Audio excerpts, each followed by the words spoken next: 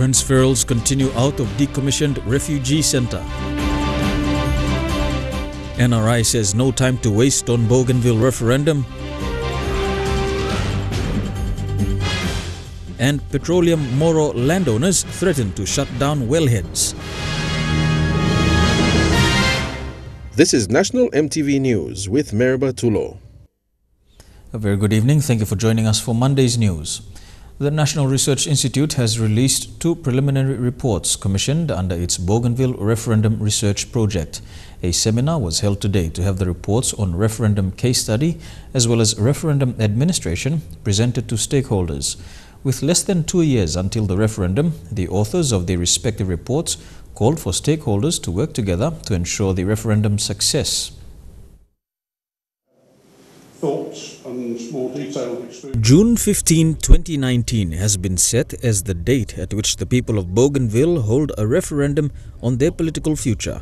The country's think tank, National Research Institute, considers the upcoming referendum on Bougainville to be a significant national event that will impact the well-being of Bougainville and PNG. According to Acting NRI Director Dr. Osborne Sanida, given the national effect that the referendum result could have for the country, the NRI has decided to commission reports through the Bougainville Referendum Research Project. The 2 preliminary reports released today were on the referendum case study as well as the referendum administration issues study. Because whatever decision the people of Bougainville make on this issue, it has an impact not just for themselves, but it also has an impact on Papua New Guinea, in terms of the... So that's sort of a broad what we are providing information, and I think the team led by Dr. Oates have tried their best in terms of how we can provide this information so that the people can have access to this information, and then they can, each of them decide on how they can analyze the information and use it for whatever purpose they want it to be in the context of this referendum. With just 20 months before the referendum, there have been some concerns raised by many, both in Bougainville and outside of Bougainville, on the seeming lack of progress by respective officers charged with delivering the referendum. According to the researchers, with the reports focusing more on the referendum process, there is still a distinct need for all stakeholders to work together immediately in the lead-up to the referendum itself. It is important to recognize that democracy is not free. And therefore there has to be resources allocated to this process, and in order for that to be fair and the result to be legitimate and the situation resolved through this will require a financial commitment. So I think that is important. Given that financial commitment there, given the funds are there, I think it's doable. But things will have to start on the logistic front to register voters and so on. I think it can be done in the time available, but I don't think that there is any time to lose, and it's very important that the organisational work and discussions are going on now, that the dialogue that's necessary on outstanding political issues is going on now, and that the finances are available to assure those preparations.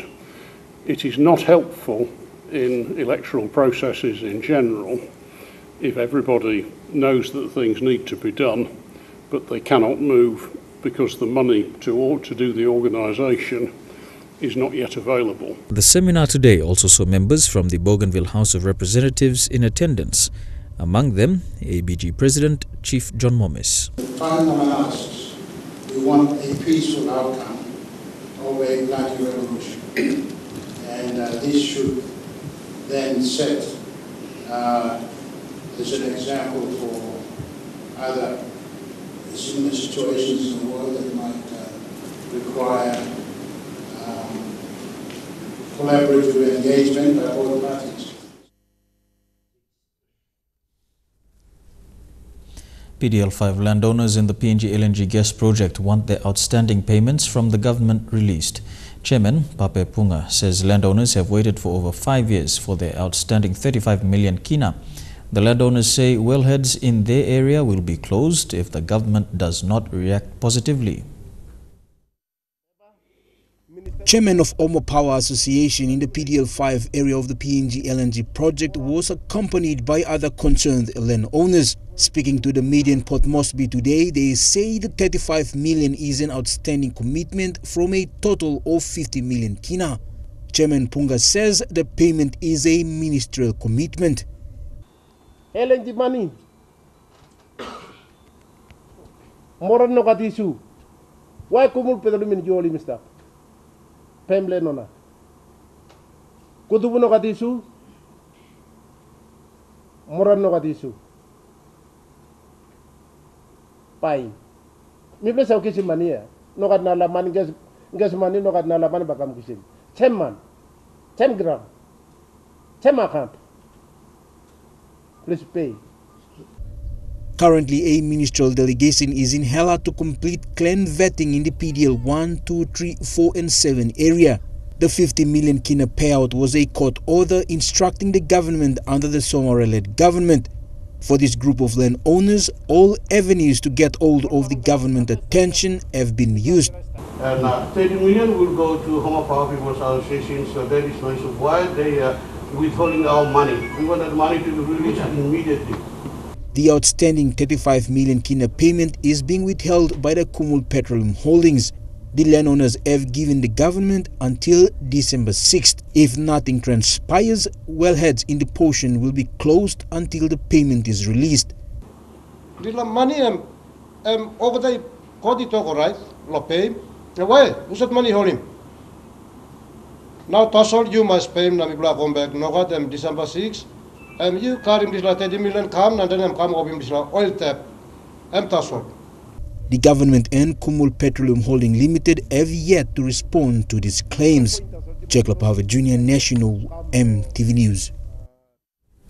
Acting Secretary of Department of Defense Trevor Maori has welcomed the decision of the Ombudsman Commission in referring him to the public prosecutor for alleged misconduct in office. In a statement today, Mr. Maori said the allegations in the referral relate to disciplinary actions taken against 9 employees within the department by the former secretary, the late Vali Asi. The Ombudsman Commission had issued a direction to Mr. Maori to reinstate the officers. However, as there is an appeal on foot as required by the Public Service Management Act, Mr. Maori refused to comply with these directions. Mr. Maori further claims that the Ombudsman Commission did not contact him to verify the credibility of the complainants, who are terminated staff. He is also questioning the timing of the media statement announcing the referral, adding that he is disappointed with this referral and the negative implication and perception it will create on his personal and professional reputation. You're watching National EMTV News. We'll have more after these messages. Stay tuned.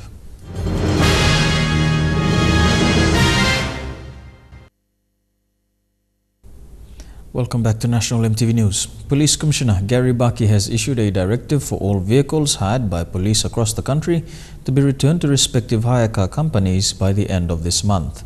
In a statement released earlier this afternoon, Commissioner Baki says it is part of cost cutting and that he sees no need for the hire of vehicles unless there is an urgent need. He says all vehicles are to be returned by November the 30th with no exemptions, and called on all provincial police commanders and directors for full compliance. Commissioner Baki has also advised that all outstanding claims by hire car companies must be submitted before the close of business on the 1st of December 2017. Enga Teachers College Principal Michael Homingo says the Education Department lacks teacher upskilling programs. Mr. Homingo said this at the 5th graduation of the Enga Teachers College last Friday. He said the national government needs to put tough measures on teaching programs to achieve quality and high standards. Students graduated with certificates in elementary teaching and a 3-year diploma course in primary teaching at Enga Teachers College. School Principal Homingo told the graduates to go for further studies and receive bachelor's degrees to upskill themselves. Mr. Homingo said this because very little attention is given to teacher development, upskilling and welfare. Teacher influences the student's result, student's attitude, students' values, students' commitment, students' interest, students' learning, students' discipline, students' knowledge, students' dressing. The standard and quality displayed in the student is the output of the teacher's influence. The establishment of Enga Teachers College in 2011 has addressed the chronic teacher shortage in Enga province. Before 2011, the province had over 300 spaces vacant for primary teachers. Enga now has a surplus of primary school teachers, as so far ETC has graduated 467 primary teachers and 150 elementary teachers. Mr. Homingo said the province must have a continued supply of teachers at all levels of education in order to achieve Enga's vision of human capital development. He said the ongoing upskilling of teachers is important because teachers have a huge influence on the intelligence of a nation. Because teachers manipulate the resources and the policies provided to cultivate standard and quality. Mr. Homingo said the province's in-service programs are not up to standard and the Education Department does not have upskilling programs for teachers. He urged the national government to make it mandatory for teachers to undergo recognized upskilling programs after every 3 years till retirement. Vasinata Yama, National EMTV News, Mount Hagen. Meanwhile, Higher Education, Research, Science and Technology Minister Philani Ningi, who also attended the Enga Teachers College graduation, encouraged the graduates to be role models.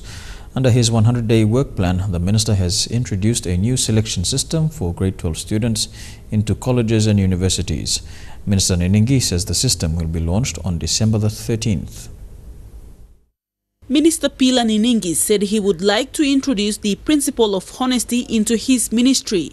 The first was the introduction of a computer system that will select grade 12 into higher institutions based on criteria and merits.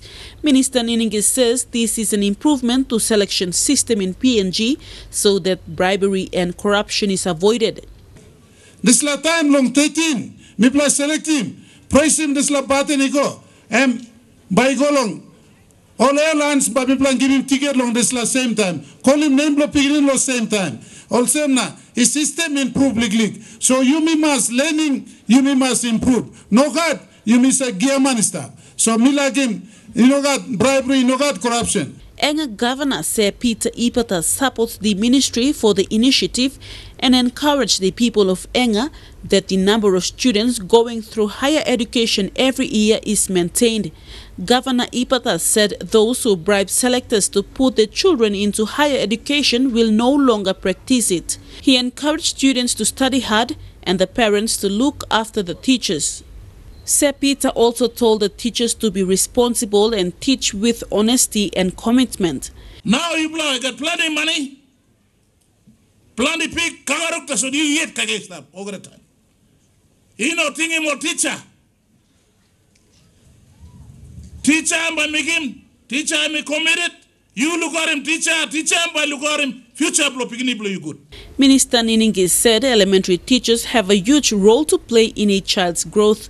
He encouraged teachers to teach wholeheartedly to maintain standard and quality. Vasinata Yama, National EMTV News, Mount Hagen. The Health Department today started its antibiotic awareness in Port Moresby, informing citizens on the proper use of antibiotics. Manager Pharmaceutical Service Standards, Vali Karo, says using antibiotics for its rightful use should be the way to go in reducing any form of sickness. In order to reduce any form of sickness, whether it's in primary, secondary or tertiary stages, taking medication for its purpose is what Manager Pharmaceutical Service Standards Vali Karo says is important. He says training and awareness is what the Health Department is doing to ensure citizens who take medication for a certain medical condition should take not some but all of their dosage and should never waste antibiotics.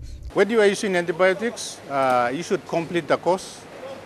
So if it's for 5 days, you must take it for 5 days, complete it. Do not give it to, the medicine is meant for you, so you should not give it to your family members. Yeah. So, yeah. So we need some sort of education on that as well. Yeah. He stressed that when purchasing antibiotics, it should be prescribed by the doctor, encouraging Papua New Guineans against buying medication from local street vendors. Come under the category of drugs that are only given when they are prescribed by doctors. So I think that's the first thing that families must understand. Also, online pledge is carried out by the Department of Health to get citizens to pledge on the correct usage of antibiotics and not to waste medication. This week is making the people aware. So we've come up with a list of activities. One of the activities is for the team here to go out to the schools and then drop off posters here. They will also be showing videos at those the visits that they do. Next week, the Department of Health, in collaboration with World Health Organization, will launch a national action plan on antimicrobial resistance, together with the Department of Agriculture and Livestock and Conservation and Environment Protection agencies. Godwin Eki, National MTV News. A group consisting of 77 people from Ahi local level government in Moro province graduated with certificates after attending a 2-week training on health, nutrition and safety. The training was organized by Guinea Guada Foundation through a partnership program between the PNG and Australian governments. The Guinea Guada Foundation is open to all and gives everyone the opportunity to attend training without discrimination. These are the participants of a 2-week training course on basic health, nutrition and first aid organized by the Guinea Guada Foundation in Lae. The participants are from the Ahi local level government in Moro. 77 people completed the training and graduated with certificates last Friday. The training was funded by the Australian government through the partnership program between the government of PNG and Australia. This is one of the other programs which the participant can also go to the trade skills, which is the other stage that we currently do. So they're eligible to go for the trade of their choice. Like currently we have driving, we have electrical, hospital tourism, garments, which are coming up in Lae. Guinea Guada in Motu means to stand up strong. It has programs in Port Moresby, Central and Lae. The foundation was set up in 2010 and enrolled more than 17,000 people into training courses. Some of the participants are engaged in different trade skills. And then the next stage, which is the on-job training, which currently KK Kingston was so good to us that they took 8 today. The Guinea Guada Foundation targets the less fortunate in communities. Its training program is open to everyone. The foundation's program coordinator, Don Savi, has called on the 9 districts of Morobe to work together to coordinate such trainings to help communities in the districts. I'd like to say to the government of Morobe and all the districts in Morobe, if they can come on board, partner with us, fund all these programs currently in Morobe and take it to all the districts in Morobe, because we need good communities with good mindset and a healthy community. Lucy Kopana, National MTV News, Lae. And now we take a look at the finance news. The kina closed unchanged at $0.3115 in the interbank market. At Bank South Pacific, your kina was buying $0.304 $0.3934 Australian dollars, €0.2569 and 34.17 Japanese yen. Looking at commodity prices at New York close, gold is trading higher, while coffee, cocoa and copra close the day higher. Crude oil is trading higher, while palm oil and copper close the day lower. And on the stock markets, the Dow Jones closed 39 points lower, the ASX closed 7 points lower, and the All Ordinaries closed 7 points lower as well.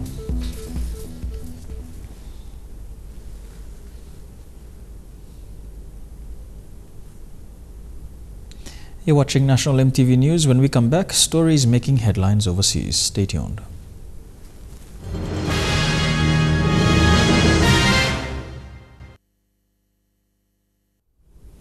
Welcome back to National MTV News. Turning overseas now, United States President Donald Trump has found himself at the center of yet another war of words with North Korea.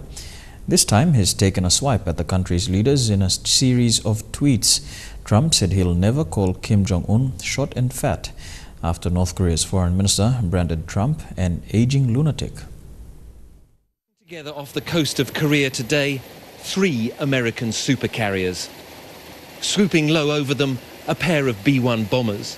On board these ships carry more than 200 combat aircraft. The launches and recoveries continue around the clock. We can sustain 24-hour operations for extended periods of time. However, with more than one carrier, that length of time goes out indefinitely, quite frankly, when we get to 3. In other words, there is enough combat power here off the coast of Korea to go to war. This is a raw expression of America's military muscle. And for President Trump, it is a message being sent to Pyongyang that if it doesn't come to the negotiating table, this is potentially what it faces. But as so often with President Trump, the message can very suddenly change. And it did today in Vietnam. Taking to Twitter, the US president sounded hurt after Pyongyang called him an aging lunatic. Why would Kim Jong-un insult me by calling me old, he wrote, when I would never call him short and fat? Oh well, I try so hard to be his friend, and maybe someday that will happen. In Hanoi, he was asked, did he really mean he now wants to be friends? Steve, I think anything's a possibility.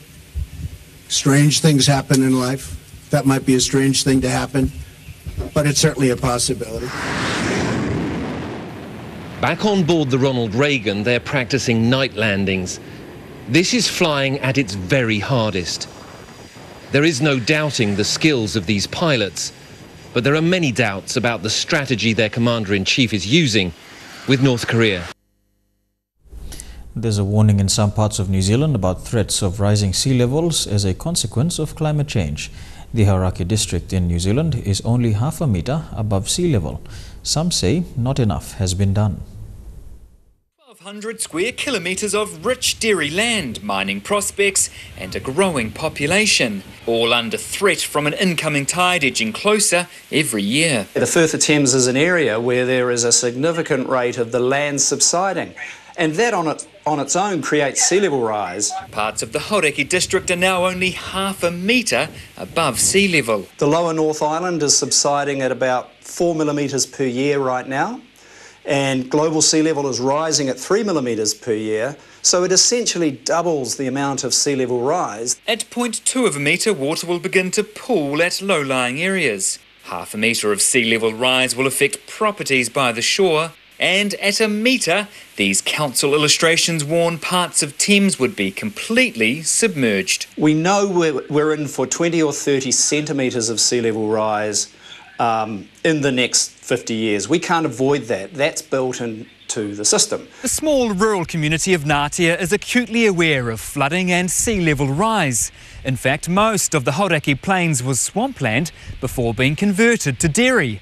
But it's not until you get high, very high, that you realise just how low-lying this area really is. The Hauraki Council pours nearly $10 million a year into flood protection. It was around about $200 million in 80s, 90s that was spent in that flood protection. So I'm pretty confident of the integrity of the system. But local lawyer Dennis Tegg questions Council's success in informing the public on what's been called a slow-moving red zone. This information about how risk Thames is and the coastal inundation tool from the council has been out, a year or two, and yet we've seen very little attention paid to it here locally. Do I think there's enough being done about it? No. I think there's a great urgency, but to be honest, thinking about the loss of our infrastructure compared to particularly lives in the Pacific area, it's more than just a Coromandel Peninsula problem, it's a huge problem. A huge problem that's creeping closer and closer. To the UK now, ceremonies have taken place to mark Remembrance Sunday. The 2-minute silence was held as veterans and members of the royal family attended a service in London.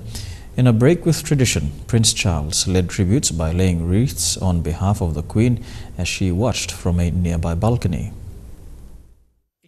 There is little doubt, the way things will increasingly be.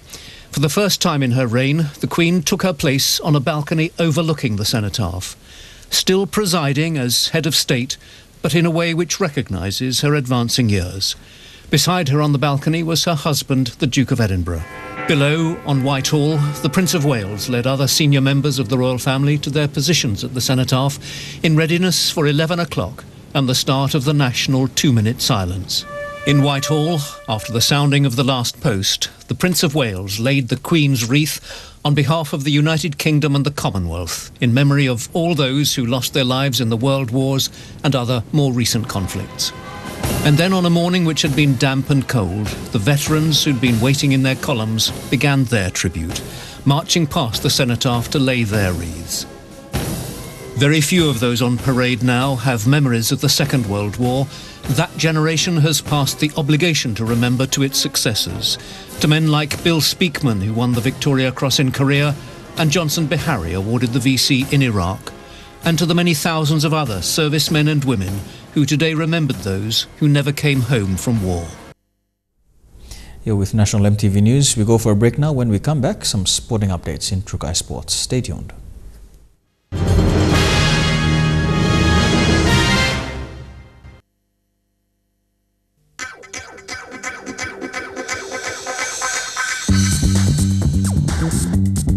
Trukai Sports.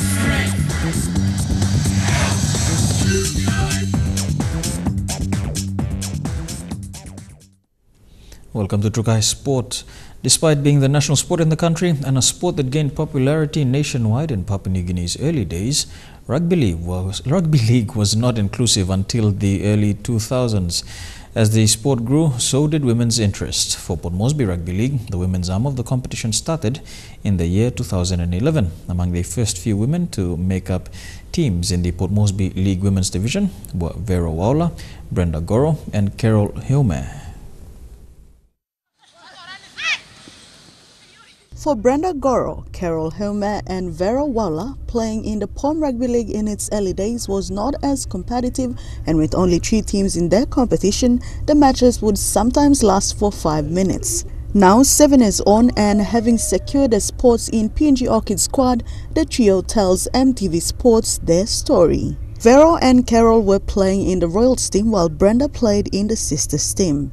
It wasn't until 2012 when more young women formed teams and joined that it became competitive. As the competition continued, most of the initial teammates dropped out due to other commitments. But for the trio, trainings, matches and competition continued. Making team na mi bela to big thank you go begin lo amla farabim bla am sa coaching bla am sexy bla round am sa motivating bla to go girls to go some to go sell bla but I'm still talking bla so bla still training bla still playing a dream bla still am true and to same and terrible me name blame Steven Waula. They then had the opportunity to showcase their talent to a bigger audience when the National Zone Championship came about. And from 2013 to 2016, all 3 were selected consecutively to represent Port Moresby at the annual National Zone Championship. Being the oldest of the trio, Brenda spoke of their ambitions and how they stayed on while others left the competition. Because something I must say, yeah, me can look at most of them cases around fight lo me now. Now, but me talking dream come true lo me play triple lo fight for that 7 years lo. Come that fun, come making this a national team. Although me play got upside down on life, lo me play facing plant is something that so me play still fight for it. Now me play come that far. Me talk thank you. Me play thank you go back long all line when now all. Lining me play kind of some Andrew Stone as a trainer, Natoa, coach David, na Dennis. All something when me plan of lining before lining me plan.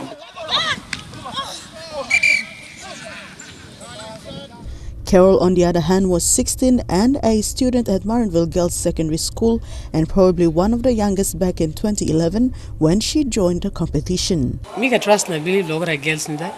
And that's the first game they lose, but second and now probably this first match from the World Cup.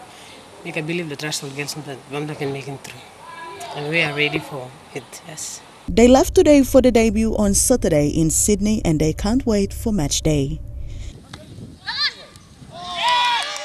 Dinero Rako, National EMTV Sports. Still on Rugby League, the PNG Kumuls posted their highest ever World Cup total, scoring at almost a point a minute in the opening half as their brute force in attack terrified the United States defense to win 64-0. However, the win sets up a quarter-final berth with England next week, which coach Michael Moro and skipper David Mead see as a daunting task ahead, one which the Kumuls cannot afford to make simple errors during the game. Kumuls progressed to the group stages undefeated. A first-half double from young Lachlan Lamb inspired PNG to a record 64-0 win over the USA. He had an outstanding game. First half, he scored that try too, but we knew it was going to be dangerous around the half there. He worked well with James and Watson, combined well there. So he's probably the next 2-3 years he'll be playing NRL. The win came with a cost for the Kumuls, as Gary Law was taken off the field early in the second half after an ankle injury concern. Of the ankle, so we probably doctors are with him now, so we probably have a full medical report by tomorrow morning. So but he walked back up and walked back into the field. Wanted to go and see the boys after the match. So I think he should be right. PNG ran in more tries in the second half, with winger Justin Olam grabbing a hat-trick while Rhys Martin converting 10 from 11. USA fullback Corey McAlim came close to scoring a try in the 73rd minute. Can see the try line, but I think he's been held up, and if he has, that's a miraculous tackle. However, the win sees Kumuls great Paul Aiton farewelled at home in what could be his last World Cup campaign for the red, black and gold. Good in my year in 2008, and Paulie was there. He had played a few games, and I looked up to him. So that time's flown by, and to farewell Paulie on a good note like that is pretty good feeling for all the players. While celebrating the win, coach Michael Marum says the team has areas to work on both in attack and defense, and looks to polish that in the coming days. Forward to that match, that we'll be up against Super League and full players there. So we're just gonna go out there and play well, compete against them, and then enjoy football. But we talk about that preparations. Tomorrow we get down to Melbourne. If we stick together and just believe in ourselves, I think we should be alright. Rugby League World Cup CEO Andrew Hill also joins in congratulating the Kumuls for the win over USA and thanked PNG for successfully hosting the 3 pool matches at home and challenged the Kumuls to go all the way to the finals. We weren't sure whether you'd win all 3 games, but to be here now and to congratulate Michael and his team and Prime Minister O'Neill and his government, it's an incredibly proud moment for the country, but also for Rugby League. I think that's a really important statement, that Rugby League's incredibly important to PNG, but I tell you, PNG is incredibly important for Rugby League. And in they go, on debut, over they go. Shane Saroya, National EMTV Sports. Don't go anywhere, we'll have more of Trukai Sports after these messages. Stay tuned.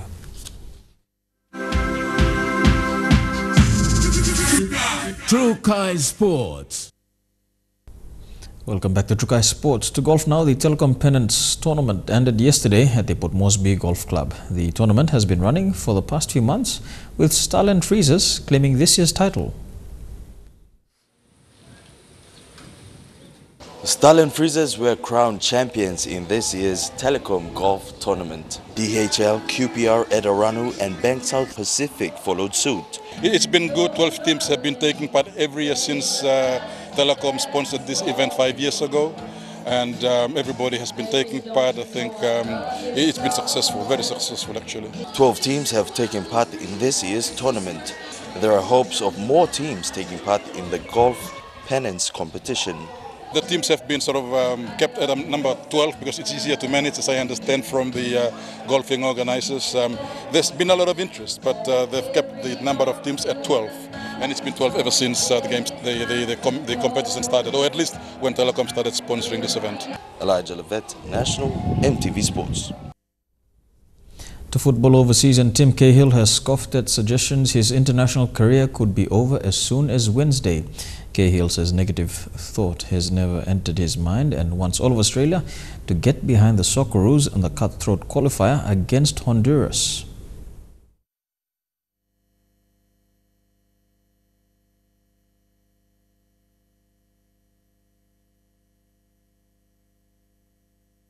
Call it superstitious, but our greatest Socceroo thinks Australia will have the last laugh. Yes, we could have qualified earlier, but I think this is just the way it's meant to be. I think we're well drilled, and I think we're ready for this, and it's definitely our time now. There's theories time's ticking on Tim Cahill's career for Australia. If you don't qualify, have you thought about whether this could be your last international game? I don't think about the negatives, mate. It's the difference between me and you. It won't be his last game if Australia can beat Honduras, and the Socceroos stepped up their campaign late today, training at ANZ, a schedule made possible by their $1 million charter flight home. This is normal. This is a normal procedure when you play in the Premier League for recovering for games and getting back on private charters. Cahill's good to go, explaining he could have played in Honduras, but fresh legs are a major part of Ange Postecoglou's strategy. I think it's going to play a massive part because that's always been the boss's emphasis, is to use the full squad and to be smarter than other countries.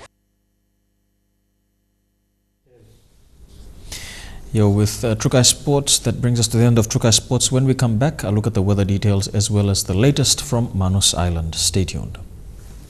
Trukai Sports.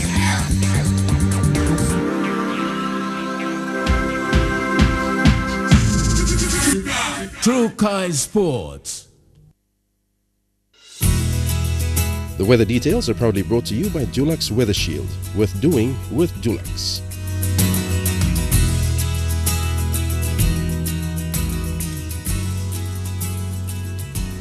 A look at the weather. Unfortunately, the weather forecast for tonight has not been supplied by the National Weather Service, but there is a strong wind warning that they've issued. Strong southeasterly winds of 25 to 34 knots are expected to continue for the next 24 hours, causing rough seas. All small craft and boats are advised to take the necessary precautions before going out to sea.